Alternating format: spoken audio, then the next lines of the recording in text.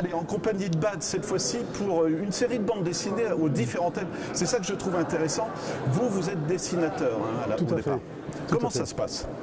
En fait, très simplement, soit je propose des projets aux maisons d'édition, soit les maisons d'édition me contactent pour me proposer des projets. Et très souvent, c'est plutôt les rencontres avec des scénaristes sur des festivals qui sont à la naissance de certains projets. Voilà, et ce que je trouve assez passionnant, c'est qu'à la limite, vous avez une grande liberté, vous avez envie de parler de Moyen-Âge, ben, vous allez contacter quelqu'un. Tiens, je ferais bien une pilote, Sylvia Castel par exemple. C'est intéressant pour vous, ça justement, de voyager de thème en thème? Tout à fait, parce qu'à chaque thème, on cherche de la documentation et cette documentation nous permet de découvrir un autre univers, de nous enrichir au niveau des informations sur cet univers et d'accroître un peu nos connaissances.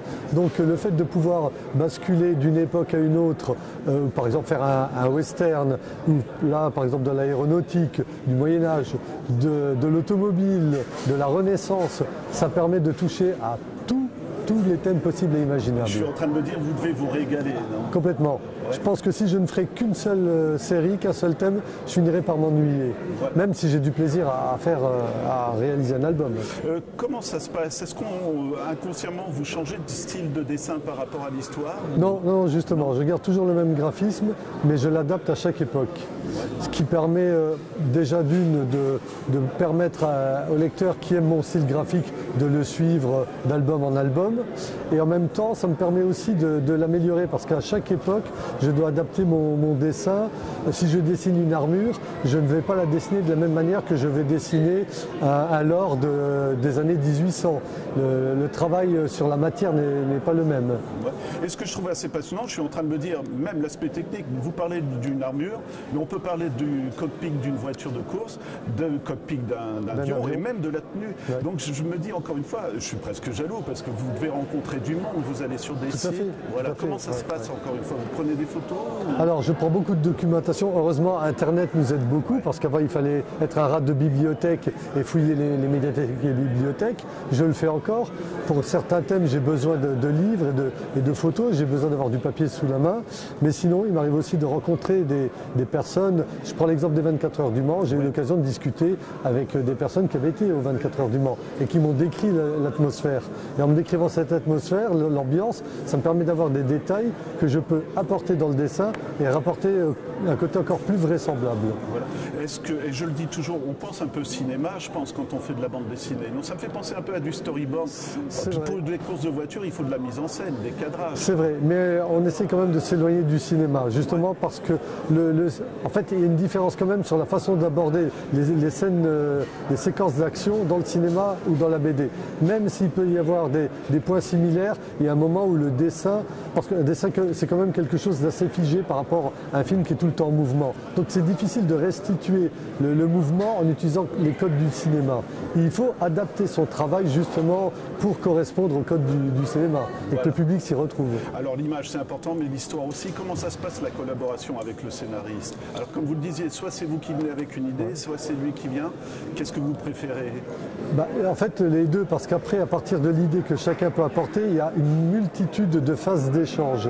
Et c'est ça qui va permettre de créer une osmose entre le scénario et le dessin. En fait tout est une histoire d'échange. Ouais. On échange énormément avec le scénariste. Est-ce que ça peut... c'est idiot ce que je veux dire, mais vous vous promenez dans une forêt où il y a un château et visuellement ça vous plaît et vous dire ah purée, il faut que je fasse... Tout à fait, ouais. Tout à fait. Et ça me permet des fois d'intégrer et de donner des... Si un scénariste me parle d'une scène avec un château, justement, et que moi j'ai l'occasion d'aller sur place et de visiter un château, ensuite... avec les photos que je peux prendre et ce que j'ai vu sur place, ça permet au scénariste des fois même de modifier l'angle d'attaque qu'il avait sur son scénario. Ça peut modifier un scénario aussi. C'est ça, je parlais de mise en scène aussi. La collaboration, c'est constamment. Vous avez les premiers écrits, vous commencez à dessiner ou vous attendez qu'il y ait tout et puis après vous... Non, ça dépend des scénaristes en fait. Ouais. Chaque scénariste a aussi sa manière de travailler. Donc certains me délivrent le scénario complet et ensuite il y a des échanges qui se font et on peut... par moment retoucher une partie du scénario. Puis il y a d'autres scénaristes qui ne veulent pas du tout qu'on retouche le scénario. Et là, il faut adapter son dessin Par exemple, l'exemple du château, si j'ai vu un château sur place, après je suis quand même obligé d'adapter mon dessin, ce que j'ai vu par rapport au scénario. Je ne peux pas retoucher au scénario, ça dépend des scénaristes. Ouais. Alors moi j'en viens au réalisme. Alors, encore une fois, avec l'aviation et les voitures, c'est pas contraignant justement de devoir être très réaliste par rapport au modèle que vous avez? Non, parce qu'on a quand même une certaine liberté de cadrage. Lorsqu'on dessine une scène, on va choisir un angle qui va nous permettre d'avoir un certain confort au niveau du dessin. Ça va nous obliger à être toujours précis par rapport à ce qu'on va porter au niveau du dessin, mais en même temps garder une certaine liberté pour se faire plaisir. Est-ce qu'il y a des scènes que vous préférez illustrer, des scènes d'intimité? Je vois des scènes des combats, ça doit être assez... c'est plus contraignant. Voilà, mais ça doit être aussi excitant quand même. Parce Tout à fait, ouais, voilà, ouais. Comment ça se passe alors justement? Une scène d'intimité, c'est génial aussi. Oui, mais c'est comme un film. Dans un film, vous avez des scènes très dynamiques et des scènes très intimistes. Et dans la BD aussi, il faut qu'on arrive à développer un équilibre entre les scènes d'action et les scènes plus intimes. Et ça permet de se reposer aussi au niveau du dessin. Voilà, alors comme il y a différentes histoires, j'imagine, comme on dit que c'est des one-shots, mais est-ce qu'il y a des personnages qui vous plaisent dans une BD et vous dire, ah, j'aimerais bien leur mettre encore quelque part Mais tous les personnages, ouais. Malheureusement tous. Donc on ne peut pas tous les travailler à 100% comme on aimerait les travailler. Mais en même temps, c'est ça qui est plaisant, c'est comme moi je change de registre, ça me permet d'aller de personnage en personnage sans complètement m'attacher à un personnage. Et à chaque fois, c'est un renouveau. C'est ça qui rend l'exercice passionnant. Et ce que je trouvais intéressant, vous parliez c'est le même style dans vos bandes dessinées. Est-ce que vous avez remarqué qu'il y a des gens qui vous suivent parce que c'est vous qui faites la bande dessinée? Oui, tout à fait.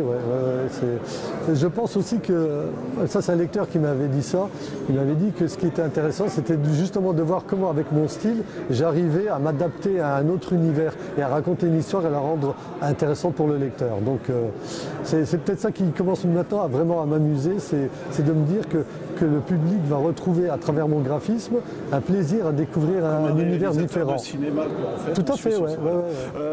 Là, j'ai l'impression que c'est très réaliste, mais est-ce qu'il y a des sujets que vous aimeriez aborder? Horreur, science-fiction, je sais pas. Non, après, j'ai des sujets qui sont plus difficiles à appréhender. Il y a des univers qui ne m'attirent pas du tout.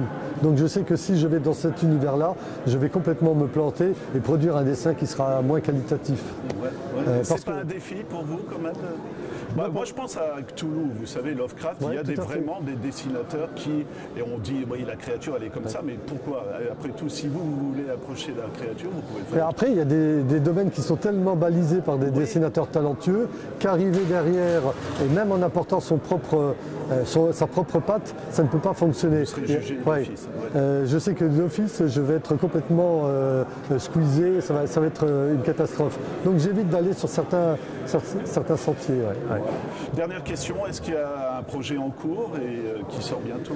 Je poursuis Sylvia Castel et puis elle revient. Il y aura quand même un deuxième tome qui est en cours d'élaboration.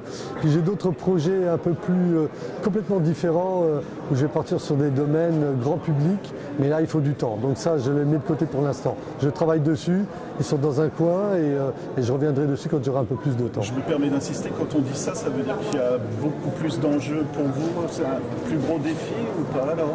En fait, le problème, c'est que le marché est très très large. Il y a énormément de titres qui sont publiés. On n'est jamais sûr qu'un projet va fonctionner. On ne sait pas quel va être l'accueil public. Et en fait, il faut toujours avoir un coup d'avance et se dire, si ce projet-là ne marche pas, il faut que je puisse rebondir avec autre chose.